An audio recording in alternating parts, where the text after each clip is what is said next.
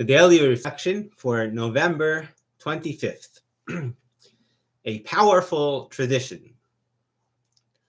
In the years before the publication of the book, Alcoholics Anonymous, we had no name, ...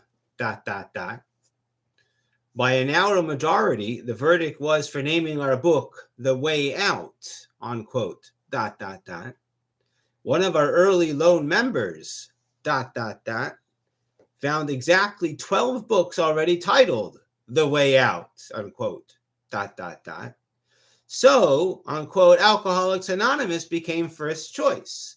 That's how we got a name for our book of experience, a name for our movement, and, as we are now beginning to see, a tradition of the greatest spiritual import. This is from AA Tradition, How It Developed, page 35 to 36. That's the quote. And the AA member reflects on this quote. Beginning with Bill's momentous decision in Akron to make a telephone call rather than a visit to the hotel bar, how often has a higher power made itself felt at crucial moments in our history? The eventual importance that the principle of anonymity would acquire was but dimly perceived, if at all, in those early days. There seems to have been an element of chance even in the choice of a name for our fellowship. God is no stranger to anonymity and often appears in human affairs in the guises of luck, unquote, or chance, unquote, or coincidence, unquote. If anonymity somewhat fortuitously became the spiritual basis for all of our traditions, perhaps God was acting anonymously on our behalf. A kind of a joke.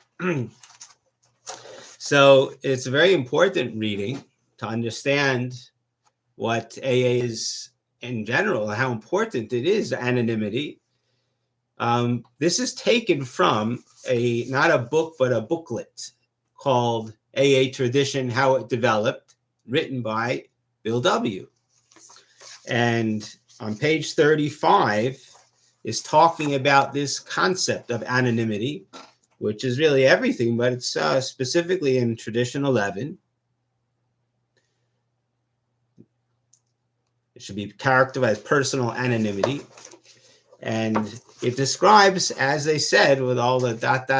how they got the name Alcoholics Anonymous. I'd like to read the whole page inside just to appreciate the context, as we always do. Page 35. This is one of the first articles of our vital anonymity traditions. In the years that lie ahead, the principle of anonymity will undoubtedly become a part of our vital tradition. Even today, this was written in 1946. Even today, we sense its practical value. But more important still, we are beginning to feel that the word anonymous has for us an immense spiritual significance. Subtly but powerfully, it reminds us that we are always to place principles before personalities. That we have renounced personal glorification in public, that our movement not only preaches but actually practices a true humility, that the practice of anonymity in our public relations has already had a profound effect upon us and upon our millions of friends in the outside world. There can hardly be doubt. Anonymity is already a cornerstone of our public relations policy.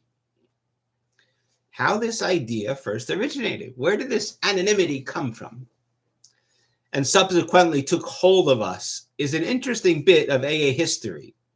In the years before the publication of the book, Alcoholics Anonymous, we had no name. Nameless, formless, our essential principles of recovery still under debate and test, we were just a group of drinkers groping our way along what we hoped would be the road to freedom.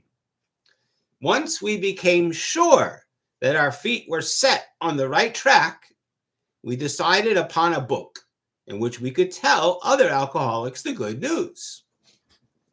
As the book took form, we inscribed in it the essence of our experience. It was the product of thousands of hours of discussion. It truly represented the collective voice, heart, and conscience of those of us who had pioneered the first 4 years of AA. As the day of publication approached, we racked our brains to find a suitable name for the volume. We must have considered at least 200 titles. Thinking up titles and voting upon them at meetings became one of our main activities. A great welter of discussion and argument finally narrowed our choice to a single pair of names. Should we call our new book The Way Out, or should we call it Alcoholics Anonymous? That was the final question. A last-minute vote was taken by the Akron and New York groups.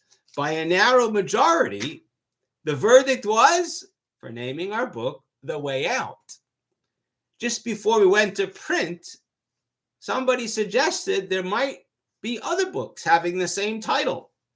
One of our early lone members, dear old Fitz M., who then lived in Washington, went over to the Library of Congress to investigate. He found exactly 12 books already titled The Way Out.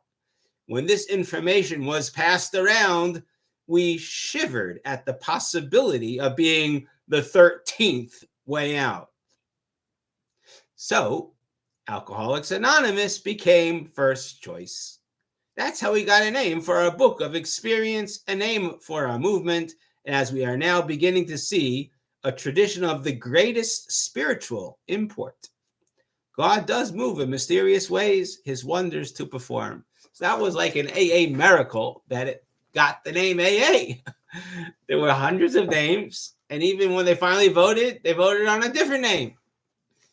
Right before print, they checked it out and recounted, okay, we'll go with AA. And that's the joke of the reflection, how that itself, as if God was working through them anonymously. But that's something anyone who goes to AA experiences, the hand of God in AA meetings, how it's run. In fact, the second tradition, I always say, second tradition, the authority of AA is a God consciousness.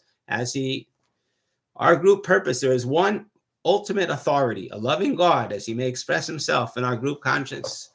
And that is this concept, as they go on to explain all the aspects why we have anonymity. But one major one is for the humility, to have true humility. And as we know, humility doesn't mean that I'm good for nothing. It means to right size yourself, to use your abilities, and not about personal gain, but about caring for others out of your own self. That's this concept of anonymity. So thank you for joining. Have a wonderful and successful spiritual growth.